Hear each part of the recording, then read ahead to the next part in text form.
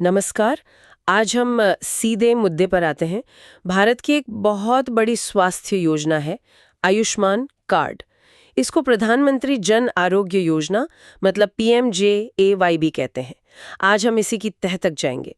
हमारे पास इससे जुड़ा एक डिटेल्ड लेख है और हमारा मकसद है कि इसमें से वो बातें निकालें जो सबसे ज़्यादा ज़रूरी हैं। मतलब ये योजना असल में है क्या, किसके लिए है और हाँ, इसका फ़ायदा कैसे उठाया जा सकता है। तो सबसे पहले शुरू करते हैं, ये आयुष्मान कार्ड आखिर है क्या चीज़? क्या ये कोई बीमा जैसा है? हाँ, अब बिल्कुल सही समझ रही हैं। असल में ये सरकार की तरफ से दिया जाने वाला एक स्वास्थ्य बीमा ही है और ये खास तौर पर उन लोगों के लिए है जिनकी आमदनी कम है या कह सकते हैं जो आर्थिक रूप से उतने मजबूत नहीं है। अच्छा। जी, इस कार्ड के जरिए जो परिवार इसके दायरे में आते हैं ना, उन्हें हर साल 5 लाख रुपए तक का मुफ्त इलाज मिल सकता है। और ये इलाज सरकारी अस्पतालों में तो है ही, साथ ही योजना से जुड़े जो प्राइवेट अस्पताल हैं, उनमें भी मिलता है। और सबसे बड़ी बात, कैशलेस होता है। अच्छा, ये कैशलेस वाला जो पॉइंट है, इसे थोड़ा और समझाएंगे। इसका मतलब ये हुआ कि जो मरीज है या उसका परिवार है, उसे अस्पताल में अपनी जेब से पैसा नहीं देना पड़ता। बिल्कुल भी नहीं। हाँ हाँ। बिल्कुल, यही इसका सबसे बड़ा फायदा है। इलाज का जो भी खर्चा होता है, वो सीधे सरकार या जो भी संबंधित बीमा कंपनी है, वो अस्पताल को दे देती है। लाभार्थी को कोई पेमेंट नहीं करनी पड़ती। और एक बात और, ये सिर्फ अस्पताल में भर्ती होने के दौरान का ही खर्चा नहीं है। ओह। हाँ, इसमें भर्ती होने से 3 दिन पहले के खर्चे, जैसे डॉक्टर की फीस या जांच वगैरह, और डिस्चार्ज होने के 15 दिन बाद तक की दवाइयाँ, फॉलोअप जांच, यहाँ तक कि कई मामलों में खाने पीने का खर्च भी शामिल हो सकता है। और क्योंकि ये पूरी प्रक्रिया डिजिटल है, तो ये काफ़ी आसान भी हो जाती है। मतलब कागजी कार्रवाई कम रहती है। हाँ, ये तो बहुत ही बड़ा फायदा है, खासकर 15 दिन बाद तक का कवर।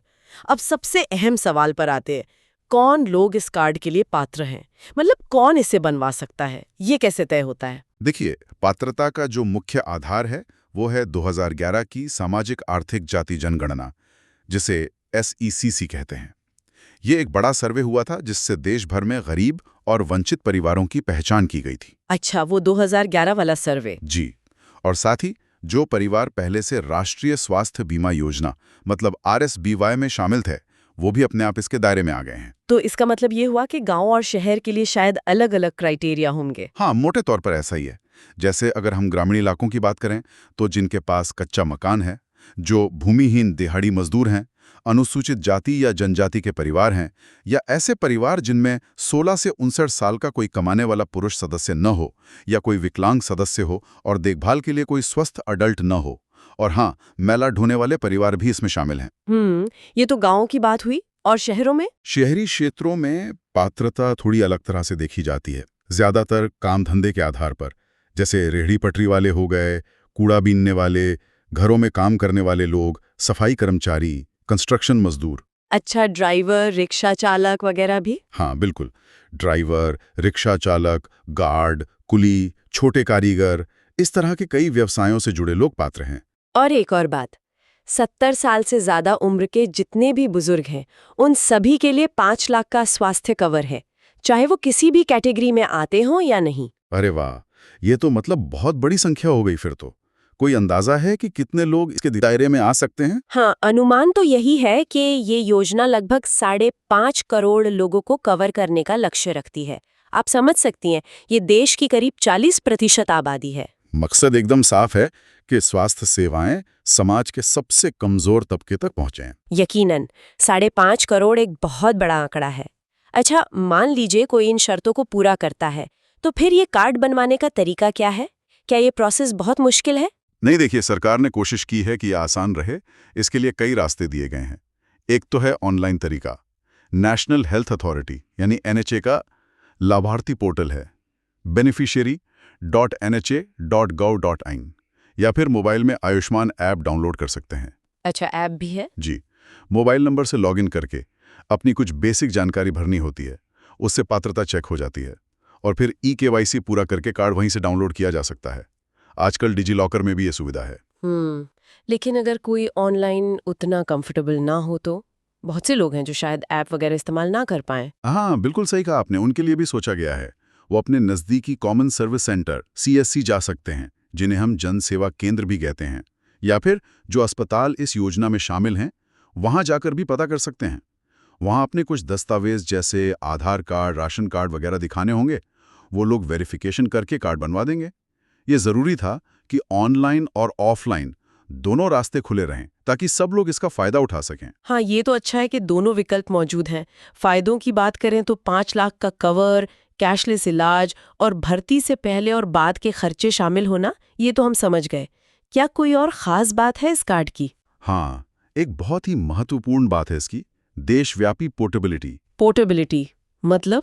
पोर्टेबिलिटी का मतलब है कि ये कार्ड पूरे देश में कहीं भी चलेगा। मान लीजिए कोई व्यक्ति उत्तर प्रदेश का रहने वाला है, लेकिन वो काम के सिलसिले में महाराष्ट्र में रहता है। अगर उसे वहाँ इलाज की ज़रूरत पड़ती है, तो वो महाराष्ट्र के किसी भी लिस्टेड अस्पताल में अपना यूपी वाला आयुष्मान कार्ड इस्तेमाल कर सकता है। उसे मना नहीं किया जा सकता। अरे वाह, ये तो बहुत ही बढ़िया है। जी, ये खास तौर पर उन लोगों के लिए बहुत मददगार हैं जो मजदूरी या इलाज के लिए दूसरे शहरों या राज्यों में जाते हैं। और आंकड़े भी बताते हैं कि जितने लोग भर्ती होते हैं, उनमें लगभग 49% महिलाएं होती हैं। तो ये दिखाता है कि योजना महिलाओं तक भी प्रभावी ढंग से पहुंच रही है। हाँ, ये पोर्टेबिलिटी वाली बात तो वाकई कमाल की चीज है। इससे भौगोलिक बाधाएं कम होती हैं। लेकिन सोचिए, अगर ऐसी स्थिति आ जाए कि कोई अस्पताल जो योजना में शामिल है वो मुफ्त इलाज देने से मना कर दे या कहे कि नहीं, आपको कुछ पैसे तो देने पड़ेंगे, तब क्या किया जाए? ये एक व्यावहारिक समस्या है जो आ सकती है, लेकिन इसके लिए भी व्यवस्था बनाई गई है। शिकायत करने के तरीके हैं। सबसे पहले तो एक राष्ट्रीय हेल्पलाइन नंबर है 14555। एक और नंबर है 1800114477। इन पर कॉल करके शिकायत दर्ज करा सकते हैं। ओके, हेल्पलाइन नंबर्स हैं। जी, और कुछ राज्यों ने अपने अलग हेल्पलाइन नंबर भी जारी किए हैं। जैसे उत्तर प्रदेश का है 1800-1800-4444।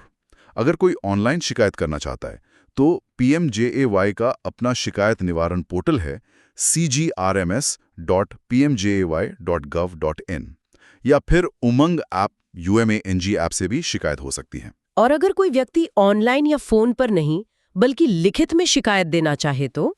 उसका भी रास्ता है। हर राज्य में एक स्टेट हेल्थ एजेंसी होती है जो इस योजना को प्रदेश स्तर पर देखती है। व्यक्ति सीधे SHA के ऑफिस जाकर लिखित में अपनी शिकायत दे सकता है।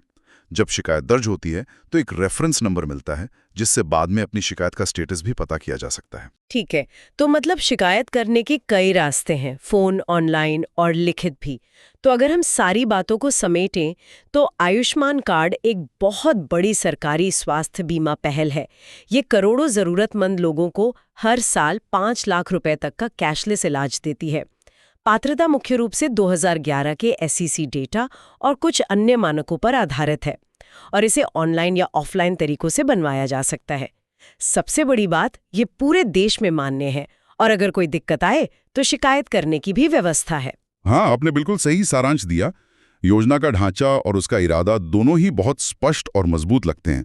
लेकिन यहाँ एक अहम सवाल खड़ा होता है कि कागज पर योजना जितनी अच्छी दिखती है, जमीनी हकीकत में वो कितनी कारगर है।